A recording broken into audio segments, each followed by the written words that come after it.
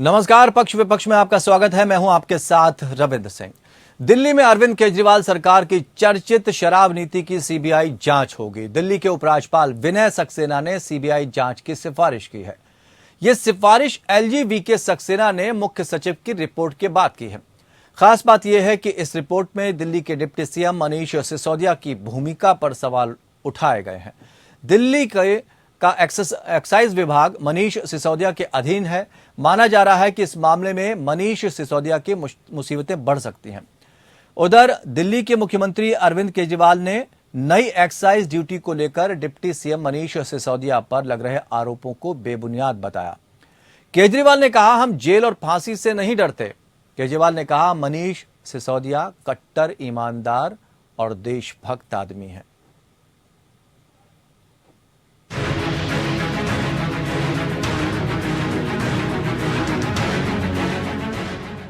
दिल्ली में अरविंद केजरीवाल सरकार की मुश्किलें बढ़ सकती है। दिल्ली सरकार की चीफ सेक्रेटरी की ओर से दी गई रिपोर्ट के आधार पर उपराज्यपाल वीके सक्सेना ने दिल्ली सरकार की नई एक्साइज पॉलिसी की सीबीआई जांच की सिफारिश की है। इस रिपोर्ट में एक्साइज पॉलिसी 2021 से 22 में नियमों के उल्लंघन और प्रक्रिया में खामियों की बात कही गई है। एलजी ऑफिस की ओर से दी गई जानकारी के मुताबिक चीफ सेक्रेटरी की रिपोर्ट में कहा गया है कि दिल्ली सरकार ने कोरोना के नाम पर शराब ठेकेदारों को 144 करोड़ रुपए की छूट दी और इससे दिल्ली के राजस्व को नुकसान हुआ। रिपोर्ट में दिल्ली के आबकारी मंत्री मनीष सिसोदिया और सीएम अरविंद केजरीवाल के नाम का भी जिक्र है। दिल्ली सरकार नई पॉलिसी को कोरोना के डेल्टा की लहर के बीच लेकर आई थी, जिसे 14 अप्रैल 2021 और फिर 21 मई 2021 को कैबिनेट बैठक में मंजूरी दी गई थी। एलजी ऑफिस की ओर से दी गई जानकारी के मुताबिक मुख्य सचिव की रिपोर्ट में कहा गया कि निजी शराब कारोबारियों को फायदा पहुंचाने के उद्देश्य से सरकार ने ये फैसला किया, जिसके बदले सरकार में सर्वोच्च स्तर के लोगों को आर्थिक लाभ दिया गया। एलजी ऑफिस की ओर से दी गई जानकारी में कहा गया कि जब प्रवासी कमाई बंद होने की वजह से शहर छोड़ रहे थे तो स्ट्रीट वेंडर्स के सामने आजीविका का संकट था।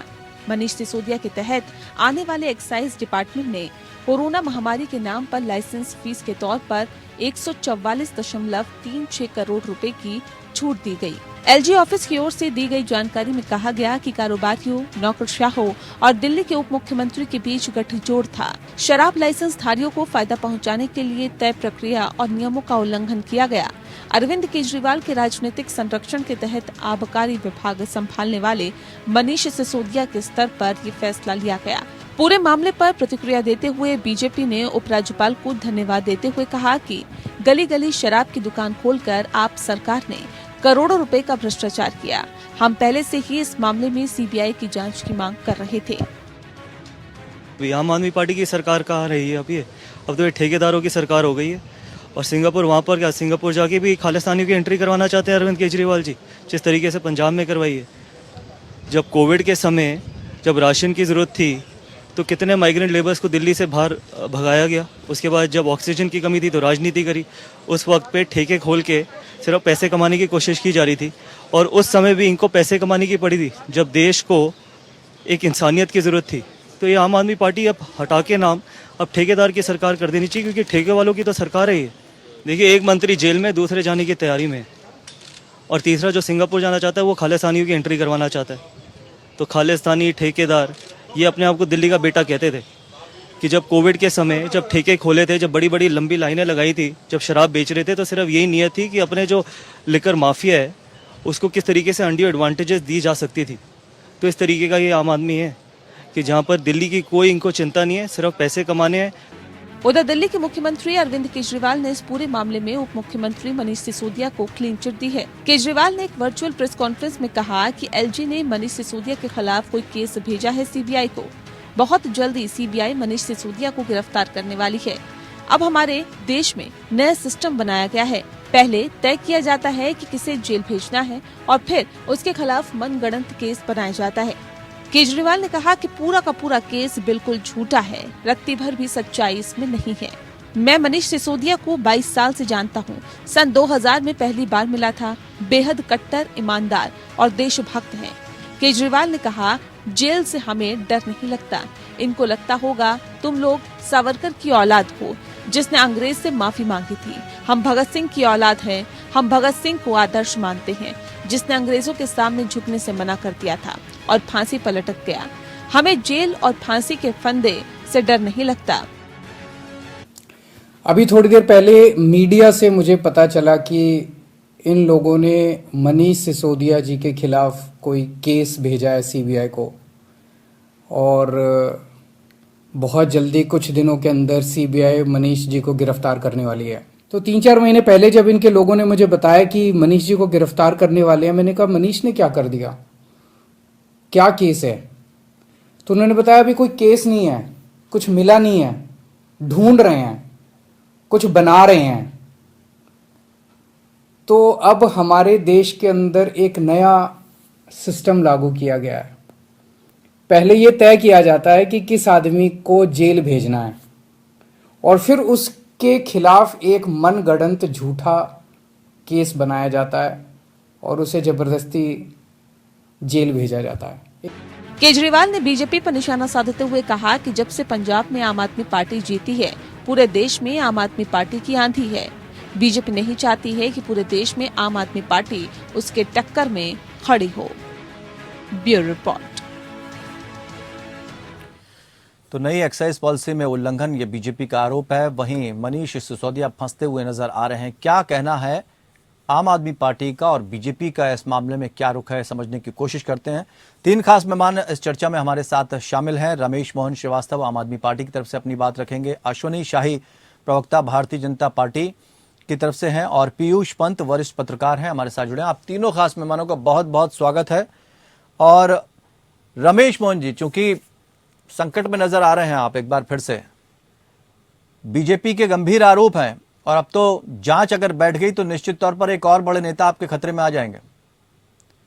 हम कोई संकट में नजर नहीं आ रहे हैं। भारतीय जनता पार्टी का डर स्पष्ट रूप से दिखाई दे रहा है। गौतम गंभीर जी कह रहे हैं अब ये दिल्ली का बेटा जो अपने आप को कहा करता था, वो अब दिल्ली के बेटे की सरकार नहीं रही, अब तो ठेकेदारों की सरकार हो गई। अच्छा, आईपीएल की कमेंट्री से उनको फुर्सत मिल गई क्या कि वो दिल्ली की बात सोचने लगे?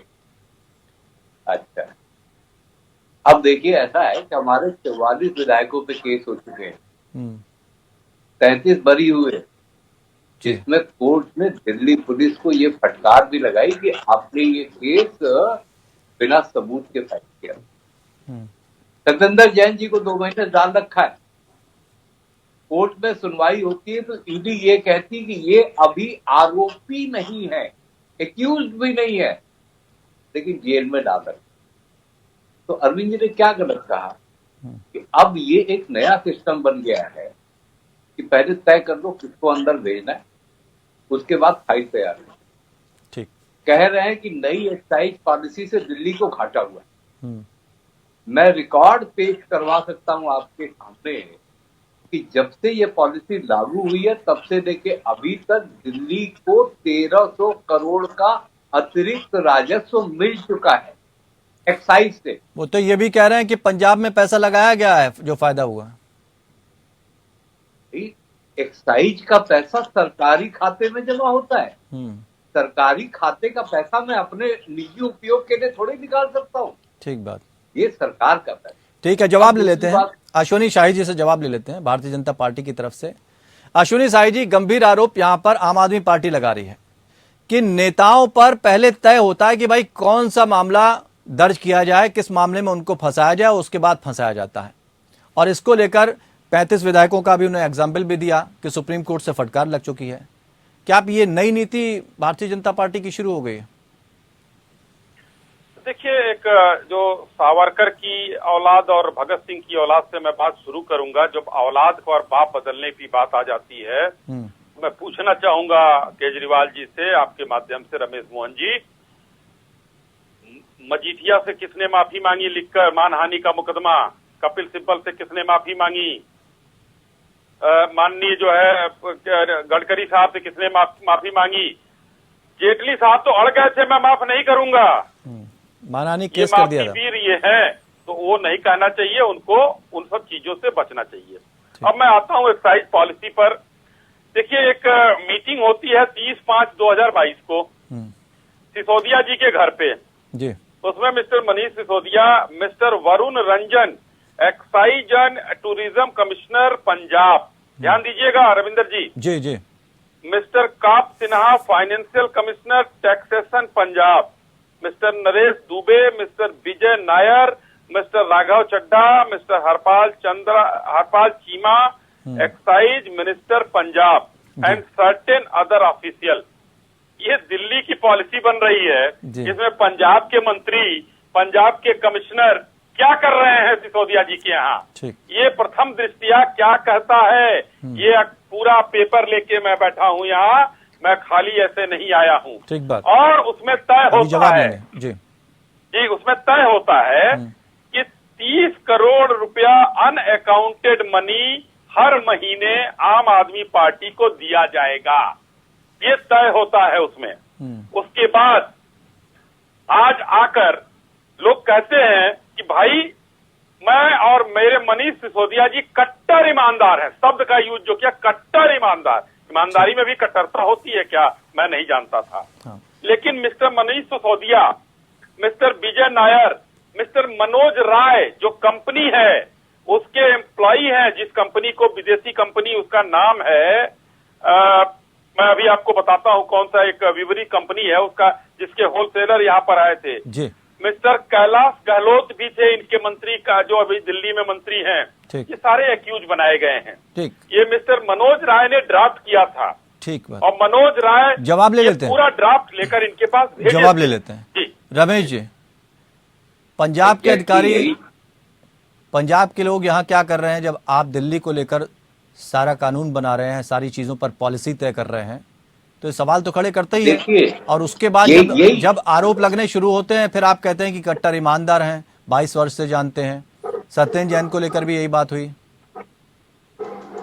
यही बात तो मैं आपसे इतनी देर से कह रहा हूं कि इनके यहाँ फाइलें बाद में तैयार होती हैं। अभी भाजपा, अच्छा, तो पॉलिसी के लिए मीटिंग इन्होंने थोड़ी ना बुलाई थी ना। हाँ, सुन ले, वही मैं कहना चाहता हूँ। ये भाजपा के प्रवक्ता महोदय जो कागज दिखा रहे हैं, हाँ, ये कागज इनको कहाँ से मिले, बताएंगे इसका स्रोत क्या है? अश्विनी जी, जी स्रोत क्या है? अब कागज का स्रोत बता दीजिए, क्योंकि इस तरह से आरोप लगाए। कल को इन्होंने अमानहानि का दावा आप पे कर दिया तो आप जवाब कैसे देंगे? एकदम करें, ये सोर्स एकदम जग जाहिर है, खोजेंगे तो मिल जाएगा। और मैं नहीं, वो यही पूछना चाह रहे हैं, व्हाट्सएप यूनिवर्सिटी या गूगल का तो नहीं है। चाह रहा था कि वो यही कहना चाह रहे हैं, व्हाट्सएप यूनिवर्सिटी गूगल का तो नहीं है, एकदम गूगल का नहीं है। और ये चिट्ठी जो है हर जगह पब्लिक प्लेटफॉर्म पर, चलिए बता सकते, दिया जाएगा। एग्जैक्टली यही मैं कहना चाहता हूँ कि बने बनाए कागज कोई भी टाइप करके पढ़ सकता है। ठीक। पीयूष जी, ये राजनीतिक गुट है, दोनों आरोप प्रत्यारोप का दौर जारी रखता है, लेकिन आप एक न्यूट्रल बात अगर कहना चाहेंगे तो क्या डिफरेंस दिख रहा है? एक आरोप लगा रहा है, एक प्रत्यारोप, एक कागज दिखा रहा है, दूसरा डिफेंड कर रहा है, सच्चाई। देखिए रवीन जी, डिग्री का फर्क मुझे लग रहा है। देखिए,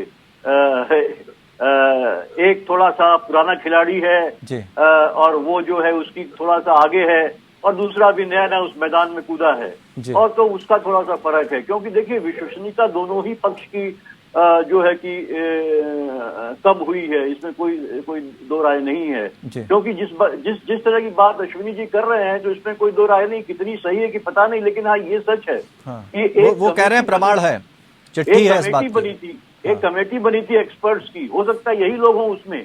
एक कमेटी बनी थी एक्सपर्ट्स की जिसने रिकमेंडेशन दिए थे, और ये पिछले साल की बात है। देखिए, चुनाव, उससे पंजाब का चुनाव भी होना है, उसके बाद ही होना था, और वो कमेटी ने रिकमेंडेशन दिए थे, जिसको कि Manish Sisodia as excise minister, group of ministers की जो एक कमेटी थी उसको हेड कर रहे थे, और उसने उस रिकमेंडेशन के तहत जो है डिसीजन लिए थे कि एक नई आबकारी नीति बनाई गई थी, और ये कहा गया था कि इसको इम्प्लीमेंट किया जाए।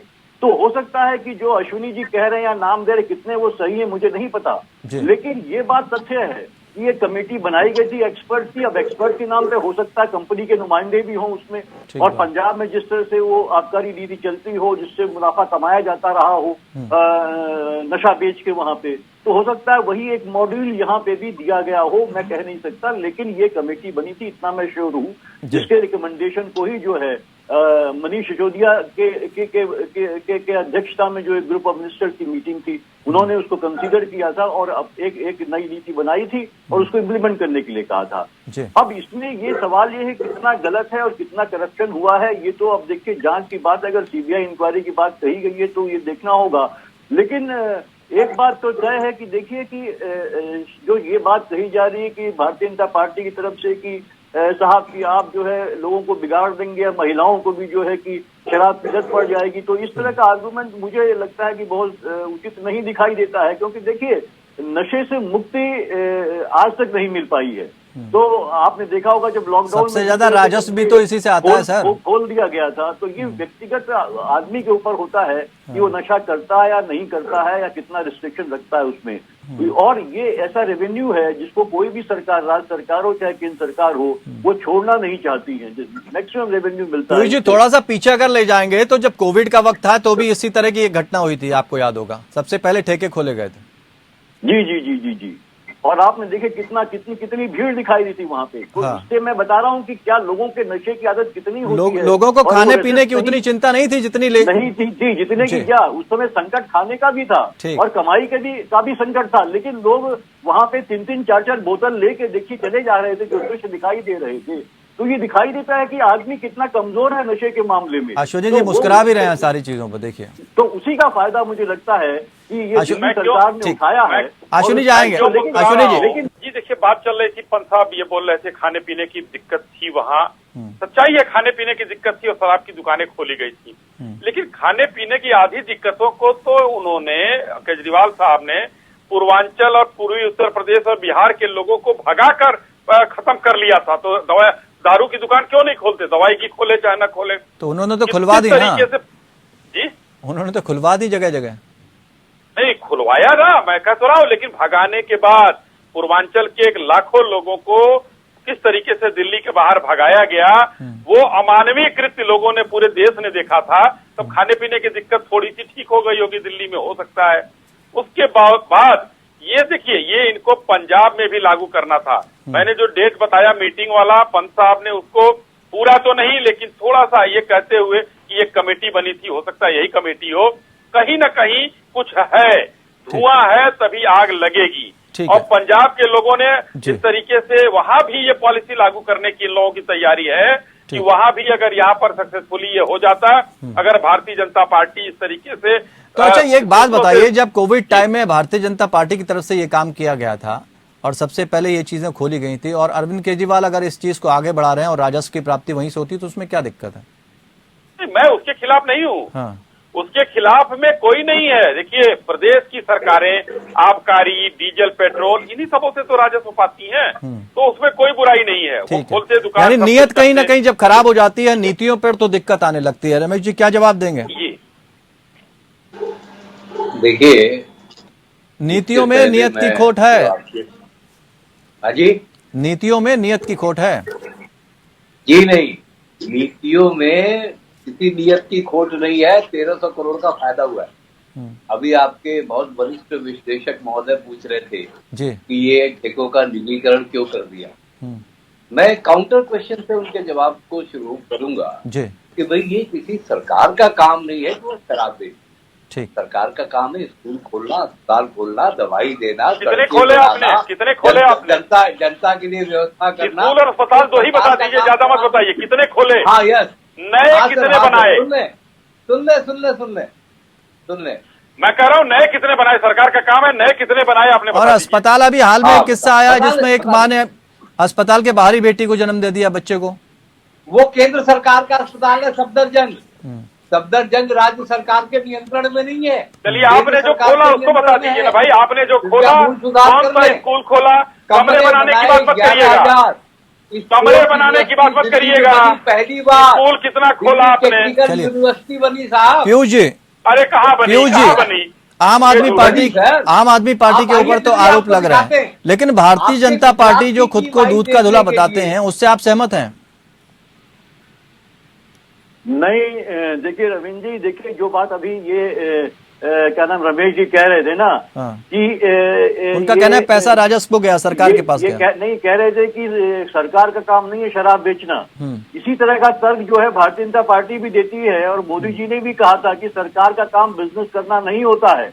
और हुआ क्या, सारे सरकारी उपक्रम बेच दिए गए और एक दो बिजनेस हाउसेस के हाथों सारे कुछ बेच दिया जा रहा है, पूरी की पूरी प्रॉपर्टी, और उसका फायदा किसे मिल रहा है, पूंजीपतियों को। वही काम अब आम आदमी पार्टी कर रही है कि ये सरकार काम नहीं है। बिल्कुल बिल्कुल, वही हाथों में फॉलोअर हो गई है। उसमें ये आरोप भी बीजेपी भी लगा रही है कि कुछ खाली थोड़े से जो है। तो बीजेपी इस बात से खुश हो सकती है कि उसकी नीतियां सही है, अब आम आदमी पार्टी भी उनको फॉलो करने लगी। पहुंचाने के लिए इन्होंने एक वहां पे जो है एक नियमित संख्या बना दी है जो सप्लायर होंगे वाइन के जो है दुकानें। तो ये आरोप बीजेपी भी लगा रही है। लेकिन बचाव कैसे करेंगे ये समझना होगा, समय का अभाव है। माफी चाहेंगे। आप सभी मेहमानों का जुड़ने के लिए बहुत बहुत धन्यवाद, इस चर्चा में शामिल होने के लिए। आम आदमी पार्टी फिलहाल संकट में नजर आ रही है क्योंकि सत्येंद्र जैन के बाद अब मनीष सिसोदिया की बारी हो और गंभीर आरोप हैं एक्साइज ड्यूटी को लेकर।